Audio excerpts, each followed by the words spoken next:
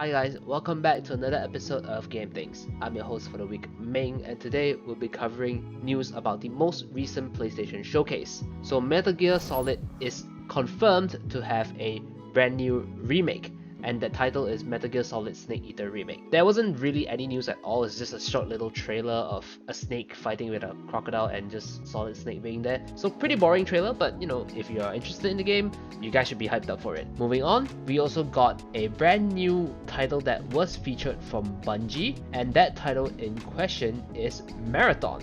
Actually, Marathon is not really a new IP, but it's a pretty old IP from the 1990s. And right now they're kind of remaking the game and creating a brand new Marathon game. So, if you guys had the experience of playing the game previously, you guys should be hyped up for this brand new game that's going to be re-releasing in a brand new light. Aside from that, we also got a brand new game that was featured. The title in question is called Fair Games, with the S being a $sign. So this entire game is actually pretty interesting. It kind of gives the vibes of a Watch Dogs / Payday, but instead of you just robbing a bank, there's also other competitors that is also trying to rob a bank. Next, we also got confirmation of a brand new Talos Principle 2. So if you have never heard of Talos Principle 1, effectively it's a kind of puzzle-esque type of game. Talos Principle 2, another puzzle game, so if you guys enjoy these type of games, maybe give it a shot. Then we got a pretty weird entry from Square Enix, and it's called Foam Stars. To be honest, I don't really like this title at all because it's basically Splatoon by Square Enix. The concept is exactly the same as Splatoon, but the characters are like anime characters, so anime girls, anime guys. Even the sound effects are like Splatoon. So yeah, not really too cool. I don't know. I mean, based on what I saw thus far, just kind of feels like Splatoon. And to be fair, Splatoon already has 3 games in its IP. If you want to play a Splatoon-like game, just play Splatoon, man. Like, no point playing this brand new game that's about to release called Foam Stars, I don't know. Maybe when it's nearer to its release date, there might be more trailers that might convince me otherwise, but for now, Splatoon is still the way to go. Then we also got a pretty cool indie game called The Plucky Squire. So the Plucky Squire basically is a squire in a storybook, and the main gameplay is a 2D platformer, but there are certain scenarios where you can kind of break out of the book and then the game converts into a 3D platformer type of game. So think kind of like, Mario Odyssey, where there's like 2D levels mixed together with 3D levels. So yeah, it's a pretty cool type of game, I guess, and a pretty cool concept. And it's not really explored too much, so I'm actually quite interested in this game. And if you enjoy these type of 2D to 3D shifting type of games, then maybe give Plucky Squire a shot. Plus the art looks pretty good too. Then we have a brand new hack and slash RPG called Phantom Blade Zero. So yeah, it's basically just a hack and slash game, so think DMC, basically a shit ton of hack and slash, but it looks pretty good though. Then we also got Ghost Runner 2, which was announced. Like what you expect from Ghost Runner 1, Ghost Runner 2 is just as good and looks just as great. Next, we also have a brand new game from the developers of Abzu, The Journey, and that game is called Sword of the Sea. If you've played Abzu, you've played The Journey, you guys should be really hyped for this because those 2 titles are absolutely amazing and absolutely aesthetically pleasing. Then the last and final title that I'm going to be covering in this segment is on, the upcoming Spider-Man game. The PlayStation Showcase revealed a brand new gameplay trailer for the upcoming Spider-Man game, and it basically lets you switch around between playing as Peter Parker as well as Miles Morales. On top of that, in this title specifically, Peter Parker will have access to Venom. So yeah, pretty cool stuff and pretty exciting if you ask me. Quite frankly, I think the gameplay in general has improved quite a lot, so if you guys have been interested in the Spider-Man IP, give the trailer a look and yeah, keep yourselves excited for when it's releasing. So moving on from the PlayStation Showcase, let's talk about a bit more controversy, specifically on, Blizzard. So Blizzard Activision has recently announced that the critically acclaimed Overwatch 2 will no longer have a PvE mode.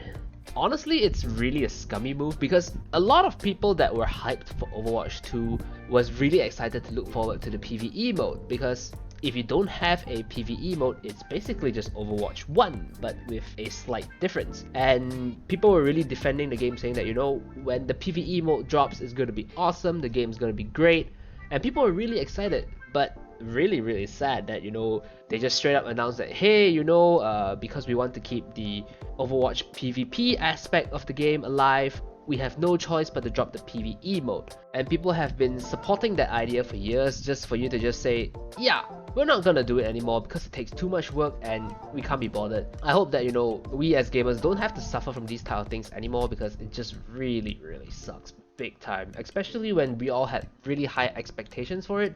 Anyways, let's move on to other topics. So next we'll be talking about Lords of the Fallen. So Lords of the Fallen has recently just showcased a 4-minute gameplay trailer, and personally, it's not my type of game, but you know, if you're into Dark Souls type of games, then yeah, Lords of the Fallen is basically for you and would be perfect for you as well. So if you're interested, go take a look at the trailer.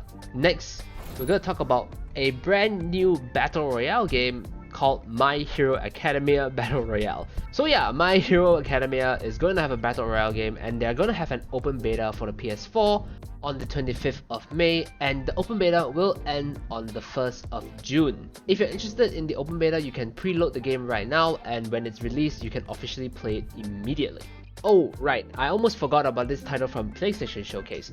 So the one final title that I'm going to talk about from the PlayStation Showcase is Alan Wake 2. So Alan Wake 2, which was recently revealed a couple months back, just got some brand new gameplay footage in the most recent PlayStation Showcase.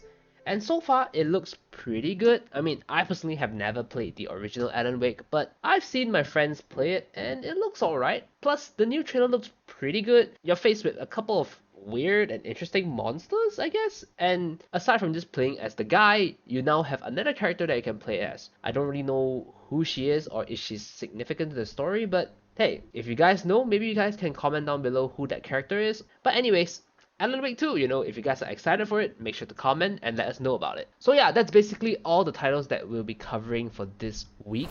Next, we'll be talking about some game delays that we want to bring to your attention.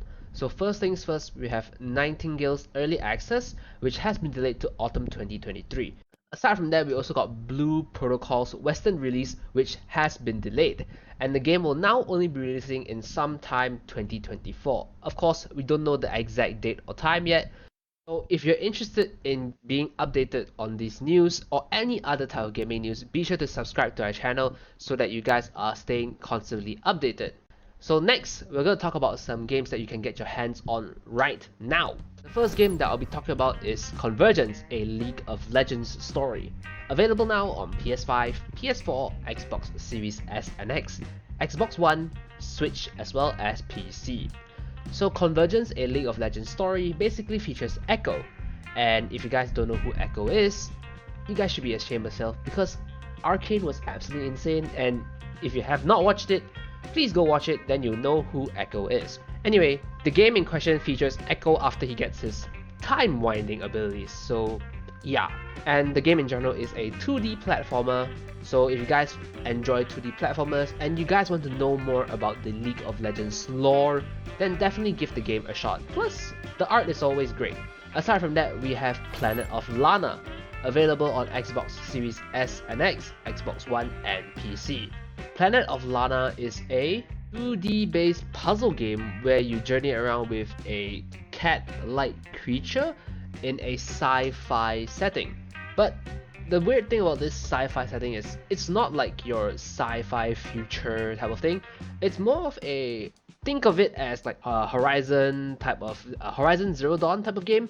So you see like a lot of sci-fi type of things, but at the same time you see a lot of lush jungles. So yeah, a bit of nature plus sci-fi. Pretty cool. If you're into these type of games and you know you want to take a look at it, maybe give Planet of Lana a shot. Plus, aesthetically, it looks really good. Then the next title we'll be covering is After Us, available on PS5, Xbox Series S and X, as well as PC. So After Us is a action-adventure game that is settled around a post-apocalyptic setting. So you play as a spirit of life that is tasked to, journey this post-apocalyptic wasteland and kind of bring life back to this desolate area. In terms of art, it reminds me a lot of Abzu, but doesn't really hit the same, so think of it as a slightly watered down Abzu. Still looks pretty good, sounds pretty good, vibes also feel pretty good. So if you like these type of games, maybe give After Us a shot. Then the last and final title that I'll be covering this week, that is releasing this week as well, is Lord of the Rings Gollum. Available now on PS5, PS4, Xbox Series S and X, Xbox One, and PC. The long-awaited Lord of the Rings Gollum is finally out and available, and I personally do not give a damn about the game. I mean, based on the trailers that I've seen thus far, it looks alright, but personally I think Gollum is not too interesting of a character, and it really feels like he can't really do too much. I mean, think about it, right? In terms of the Lord of the Rings universe, Gollum is a small guy. Like, how is he supposed to fight or do anything? So personally, I kind of think like the entire Lord of the Rings Gollum game is basically going to be a stealth-based game. So yeah, I personally am not too interested in it. But hey, if you are a big fan of the Lord of the Rings series and you think that, Lord of the Rings Gollum is a pretty good game, maybe give it a shot. Now we move on to our last and final segment, free things. So this week we only have one free game, and it's from Epic Games Store, and the title in question is Mystery. So yeah, be sure to collect this game before it's no longer available, and that's basically it for this week's episode. Once again, I was your host Ming, and I hope you guys enjoyed it, and we'll see you guys next week on another episode of Game Things.